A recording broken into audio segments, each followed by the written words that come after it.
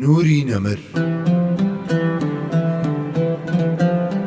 بەرجی شەشەم نووسینی مامۆستا محەممەد فەتحوڵڵا گولەن.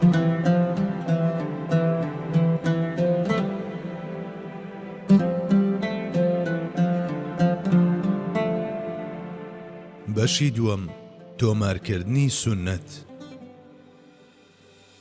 سونەتی پیرۆزی سەروەرمان صلی الله عليه وسلم وەک یەکێک لە دوو بنەما مەزنەکەی ئاینی ئیسلام چووەتە ژێر واتای گشتی ئایەتی پیرۆزی إنا نحن نزلنا الذكر وإنا له لحافظون. بەڕاستی هەر ئێمە قورئانمان دابەزاندووە و بێگومان هەر ئێمەش پارێزگاری دەکەین و لەگەڵ قورئاندا تۆمار کراوە و نووسراوەتەوە و لەبەر کراوە و بێ هیچ گۆڕانکاری و جێگۆڕچەیەک هەتا ئەمڕۆمان هاتووە. ئێستاش هەوڵ دەدەین ئەم ڕووداوە پیرۆزە لە نێو لاپەڕەی هۆکارەکاندا و با قۆناغ و تایبەتمەندیەکانیەوە بخەینە بەرباس. ئەلف گرنگی تۆمارکردنی سونەت. سونەت ژیانی پێغەمبەری خودایە صلی الله عليه وسلم، شێوازی ژیانی موسڵمانانە و مۆدێلی ڕەوشداربوونە بە ڕەوشتی خودا و پێغەمبەرەکەی. خوای گەورە حەزرەتی محەممەدی صلی الله عليه وسلم خۆشویست و پێغەمبەرەکەی کردووەتە پێشڕە و ڕێبەر و مامۆستا و لە دووڕیانی ڕێگاکاندا ئەوی داناوە و فەرمانبەرداری کردووە هەتا ڕێگەی ڕاست بە تەواوی مرۆڤایەتی نیشان بدات. ئەویش ئەمەی لە ڕێی سونەتی بەرزیەوە کە لەوتە و کردار و هەڵوێستەکانی پێک دێت ئەنجام داوە و بۆ هەمیشەش لە ڕێی ئەم سونەتە بەرزەوە لەم ئەرکەی بەردەوام دەبێت. سونەت پەنجەرەیەکە بەڕووی پێغەمبەری خوادا کراوەتەوە و ڕێگەیەکی پیرۆزە کە لە هەموو سەردەمێکدا بەڕووی هەر تاچێکدا کراوەیە و ڕێکردن تێیدا ڕێبوار دەگەیەنێتە فەڕ و بەرەکەتی ئاینی ئیسلام. لە هەر کوێ دڵێکی ڕازگۆ ناوی حەزرەتی محەممەد صلی الله عليه وسلم ببات، هەر وەک شاشەی تەلەڤیزیۆنێک حەزرەتی محەممەدی مستەفا لەسەر ئاوێنەی ڕۆحی ئەو تەجەلی دەکات و دەفەرموێت چ داخوازێکت هەیە؟ بەڵێ، ئەو لە هەر جەیەکدا باز لە فەرموودە و سونەت بکرێت و لە هەر ئەڵقەیەکدا یادی بکرێتەوە بە ڕۆح ئامادەیە. ب ئەو پاڵنەرانەی ڕۆڵیان لە تۆمارکردنی فەرموودەدا هەبووە.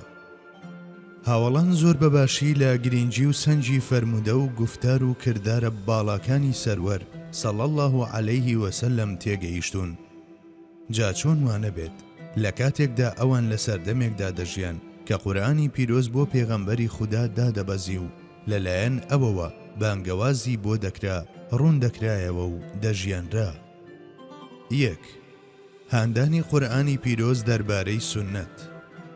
خوای گەورە لە قورئانی پیرۆزدا فەرموویەتی وما آتاكم الرسول فخذوه وما نهاكم عنه فانتهوا واتقوا الله إن الله شديد العقاب. جا ئەوەی پێغەمبەر صلی الله عليه وسلم پێی بەخشیون وەری بگرن، هەر فەرمانێکی پێدان بەگوێی بکەن، قەدەغەی هەر شتێکی لێکردن مەیکەن، لە خوا بترسن چونکە بەڕاستی خوا بەتوندی تۆڵە دەسێنێت.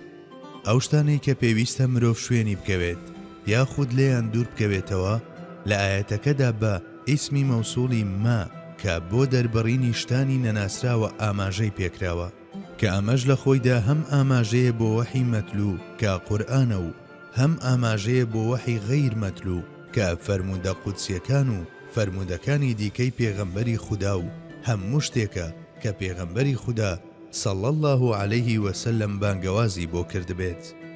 لە ڕێی ئامرازی فێوە پێمان دەڵێت کە پێویستە لەسەرمان لە هەموو حاڵەتێکدا شوێنی بکەوین و گوێڕایەڵی لێ بکەین. بە هەمان شێوە زۆر بەڕوونی پێویستی دوورکەوتنەوەی لە هەموو ئەو شتانە نیشان دەدا کە پێغەمبەری خودا صلی الله عليه وسلم چ لە ڕێی قورئانەوە و چ لە ڕێی ئیجتیهاد و لێکدانەوە و چ لە ڕێی ئیجتیهاد و لێکدانەوە و ڕاوەکردنەکانی خۆیەوە ڕێگری لێکردوین و لە بەردەوامی ئاەتەکەدا بە دەربڕینی لە خودا بترسن ئەوەمان یاد دەخاتەوە کە ئەم بابەتە بەشێکە لە تەقوای بەندە و پێویستە بە هەستیاریەکی لە ڕادە بەدەرەوە ڕەچاو بکرێت. هاوڵان زۆر بەباشی لەمە تێگەیشت بوون و گوێڕایەڵیکردن لە هەموو وتە و کردار و هەڵوێستێکی پێغەمبەری خودایان بە هۆکاری بەدەستێنانی تەقوا واتە چوونە ژێر چەتری پارێزگاری وەقایەی خوا دەزانی و ژیانیان هەمیشە لە ژێرسایی ئەودا بەسەر دەبرد. خۆی لە خۆیدا ئەو هەڕەشەیەی لە کۆتایی ئاەتەکەدا هاتووە و دەڵێت بە دڵنیاییەوە خوای گەورە سزای توندا ئاماژەیەکی ڕوونمان دەداتێک کە نەدەکرا دەستەیەکی قودسی وەک هاوڵان بە هیچ شێوەیەک کارێک بکەن کە ئەم ئاەتەیان بەسەردا بسەپێت. بە هەمان شێوە ئاەتی نورەفشانی لقد كان لكم في رسول الله أسوة حسنة لمن كان يرجو الله واليوم الآخر. سوێن بەخوا بەڕاستی لە پێغەمبەری خوادا چاکترین نمونەی تەواو ڕێکوپێک هەیە تا چاوی لێ بکەن و شوێنی بکەون، بە تایبەت بۆ ئەو کەسانەی ڕەزامەندی خوایان مەبەستە و سەرفرازی قیامەت ئاواتیانە. بانگی ئەوەی دەدا کە لە نێو ئەو ڕێیە خوار و خێچانەدا و لە نێو ئەو هەزاران نەهامەتیەدا و لە نێو ئەو هەموو پەککەوتەیە یەک لە ناویەکەدا و لەم ڕێبواریە پڕچەرمەسەریەدا تەنها بەدەستگرتن بە سونەتی پێغەمبەری خوداوە دەتوانرێت پێی بە کەناری ئارامی ببرێت. هاوڵە بەڕێزەکانیش کە ئەویان ناسی بوو لە ڕێی ئەودا بەو پەڕی خۆشحاڵیەوە گیانیان بەخت دەکرد. چاک دەیانزانی کە لە دوا ڕۆژدا تەماشای چاوی ئەو دەکرێ و بە گوێرەی ئاماژەکانی ئەو بڕیار دەردەکرێت و لێی دەپرسرێت ئەی موحەممەد سەڵ الله عەلەیه وسەلەم تۆ سەبارەت بەم کەسانە چی دەڵێیت؟ ئەویش سەری دەخاتە سەر زەوی و تکایان بۆ دەکات و دەڵێت ئومەتی ئومەتی تا ئەوەی کە لەلایەن حەزوری عیزەتی ئیلاهیەوە پێی دەوترێت يا محمد ارفع رأسك وسل تعطى واشفع تشفع. ئەی موحەممەد سەرت بەرزکەوە هەرچی داوا بکەیت پێت دەدرێت، شەفاعەت بۆ هەر کەس بکەیت لێت قبول دەکرێت. ئیدی هەروەک بڵیت بەڕاوی چوونە بەهەشتیان لە لای ئەو ڤیزا لێ بدەن ڕوویان لە دەرگاکەی ئەو دەکەن. چاچیش دەیانزانی کە هەر کەسێک لە بەرزەخ و مەحشەر و سیرەتدا ئەو نەیناسێت لا ڕێگەدا جێدەمێنێت. هەر بۆیە هەموو هەنگاوێکی ئەو، هەموو جوڵەیەکی ئەو، هەموو تەیەکی ئەو تا دەگاتە ئاماژەکانی ڕوخسار و خەندەکانی لێ و جوڵەکانی دەستی هەمویان بەو پەڕی هەستیاریەوە چاودێری دەکرد، لەبەریان دەکرد، دەیان کردە ژیان و دەیان گواستەوە. خۆ هەر لە زاری پیرۆزی ئەوەوە بوو کە ئەم موژدەیەیان بیستە بوو. نظر الله امرأ سمع منا حديثا فحفظه حتى يبلغه غيره.